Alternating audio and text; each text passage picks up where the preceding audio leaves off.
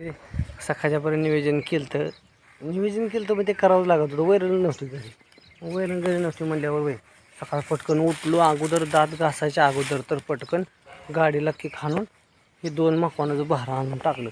कणसं पण असे मोडून टाकली. तिकडं गाडी उभा आहे, त्यांना वैरण नेऊन टाकली. रात्री लाईट नसल्यामुळं सगळाच घोळ, पण वैरण बी नव्हती.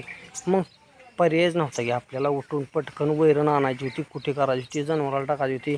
मग बाकीचं सगळं एवढं करताना मग सगळं नियोजन केलं ना, एक राहिलंच की राव, ध्यानच नाही की माझ्या. मग म्हणलं आता ते जे राहिलेलं काम आहे ते म्हणलं संध्याकाळी करू. म्हणलं आता काही इलाज नाही.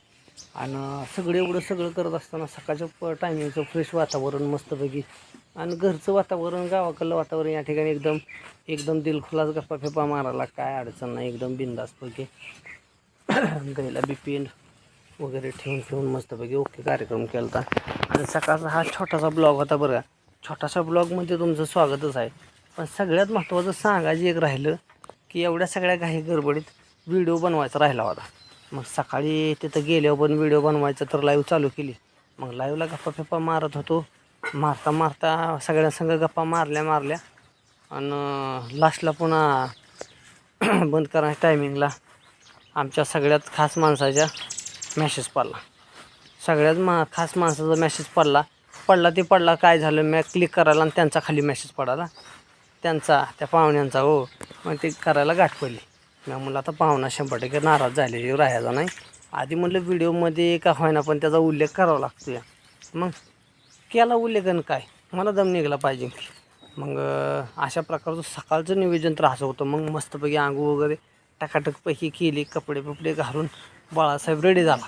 मग रेडी झाला आहे म्हटल्यावर मग म्हणलं आता चला, आता आपल्याला तर सकाळच्या टायमिंगला खरं तर नाश्ता बिष्टा करायचा असतोच बरं. पण सकाळच्या टायमिंगला काम केल्यामुळं भुकाच लागल्या होत्या. मग भुका लागली त्या म्हणलं जेवण का होईना पण थोडंफार जेवण करू आणि थोडंसं जेवण करून जाऊ. म्हणजे काय होतं, पुन्हा 9, 10, 11 किंवा 1 जरी वाजली तरी पण काय हरकत नसते. ही आमची गाडी पण तसं त्याला आहे बंद, त्याच्यामुळं ही बी उभाच आहे. मग ही बघायचं का रानातलं बघायचं का दुकान टाकलं ते दुकानात बघायचं. तर बघू म्हणलं हिचं बी लावून नियोजन काय करायचं, हिला देऊन टाकायची का ठेवायची, हिला करू नियोजन काहीतरी.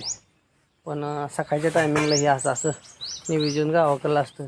ही चिमण्या कुठं काय अशी चिव करत असते. त्या तुम्हाला दाव काय चिमण्यांची गोष्टी आमच्या. आणि हे असं गावाकडलं फ्रेश वातावरण असल्यावर माणसाला बोलायला तर काय नको वाटते का. आणि सगळ्यात महत्त्वाचं तुम्हाला सांगतो, तर लई नारंगी प्रकारचे पक्षी, चिमण्या बरंचसं काय येतं. आता हे तर आहे ती झाडं, इकडं झाडं असल्यामुळं चिक्कूची झाडं आहे, ती आंब्याचं झाड आहे, नारळाचं झाड आहे, पलीकडं आंबा आहे. ह्याच्यामुळं काय होतं, पाखरांना खायला बऱ्यापैकी आहे. आणि आम्ही राहतोय रानात राहतोय, त्याचा एक लई मोठा फायदा आहे. रानात राहतोय, समोरच्या बगलेला नदी आहे, चंद्रभागा दिसते या, उठलं की आधी त्याचं दर्शन होतं या. समोर जांभळीचं झाड आहे, मस्तपैकी मोहर प्युअर लागला एकदम तराटपैकी. हा काय कुठल्या गोष्टीचं काय कमी आहे का? कमीचं फक्त नादच नाही, फक्त पैसेच कमी आहेत नंतर बाकी सगळ्यात जास्त आहे. तर हे सगळं समोरच्या बगल्याचं वातावरण, नदी, शांतता, कुठल्या प्रकारचा गोंगाट नाही, काय नाही, कालवा नाही, काय नाही. मस्तपैकी तिकडं जर त्या ब्रिजवर पुलावर जर जाऊन बसलं ना, तर असं एवढं भारी वाटतं ना की बस वाटतं नुसतं. तर मस्तपैकी आरामात शांतता आहे. सगळ्यात महत्त्वाचं काय, मनाला शांती पण भेटायला पाहिजे, शांतपणे राहायला पाहिजे. ज्यावेळेस शांत राहील स्वभाव, तेव्हाच माणसाला बऱ्याचशा काय गोष्टी सुचत्या त्या. तसं आम्हाला तिकडं आम्ही जातो त्या नदीच्या सान्निध्यात, नदीच्या समोर आणि त्या ब्रिजच्या वर काय नाही, मस्तपैकी एकदम टकाटकपैकी जाऊन बसायचं आरामात. 2, 3, 4 मित्रमंडळी असते ती पण तिकडं त्यांच्या मोबाईलच्या नादात, कोण आमच्या नादात, कोण व्हिडिओ बनवण्याच्या नादात, तर कोण कशाच्या नादात. तर हा सगळा कार्यक्रम चाललेला असतो. तर हा सकाळचा छोटासा ब्लॉग तुम्हाला कसा वाटला, काय वाटला. सकाळचं नियोजन तर हे असं असतं बघा. तर आल्यापासनं ही असं नियोजन असतं. मग आता पुन्हा संध्याकाळी आल्यावर पुन्हा बाकीचं काम लागतंच मागं, काय ना काय असतंच.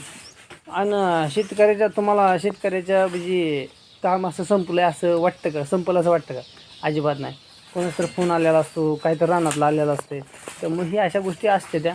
तर हा छोटासा ब्लॉग तुम्हाला कसा वाटला, काय वाटला, आणि दणधाकट वाटला असला तर दणधाकट अशा प्रकारचं लाईक करा, सबस्क्राईब करा आणि चॅनलला सपोर्ट करायला विसरू नका.